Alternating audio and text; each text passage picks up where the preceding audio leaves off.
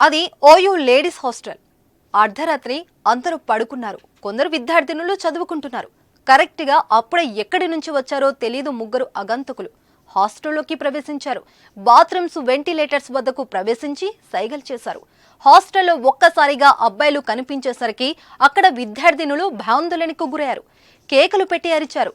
కొందరు అమ్మాయిలు ఒక అడుగు ముందుకేసి అగంతకుల్లో ఒకరిని పట్టుకుని చున్నీతో కట్టి చితకబాదారు. గజం కేవలం 26,000 రూపాయలతో 165 గజాల భూమి కేవలం 52 లక్షలు మాత్రమే. అనంతరం పోలీసులకు అప్పగించారు. అయితే ఈ ఘటనతో ఒక్కసారిగా విద్యార్థులలో ఆగ్రహం కట్టలు తెంచుకుంది.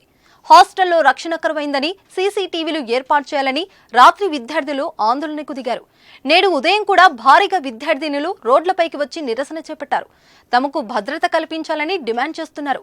చాలా రోజులుగా తీవ్ర ఇబ్బందులు ఎదుర్కొంటున్నామని వాపోతున్నారు. హాస్టల్ పరిసర ప్రాంతాల్లో కొందరు పోకిరులు గంజాయి, మద్యం మత్తులో తిరుగుతుండడం తమకు భయాందోళనకు గురి చేస్తుందని చెబుతున్నారు. దీనిపై ఎన్నిసార్లు ఫిర్యాదు చేసినా ఎవరు పట్టించుకోలేదని ఆరోపించారు. పోలీసుల ముందే విద్యార్థినులు ఈ నిరసనకు దిగడంతో ఉద్రిక్తత నెలకొంది. అయితే హాస్టల్లోకి ప్రవేశించిన అగంతకులు ఎవరు, వారు ఎందుకు వచ్చారు అన్న విషయాలు తెలియాల్సిందే.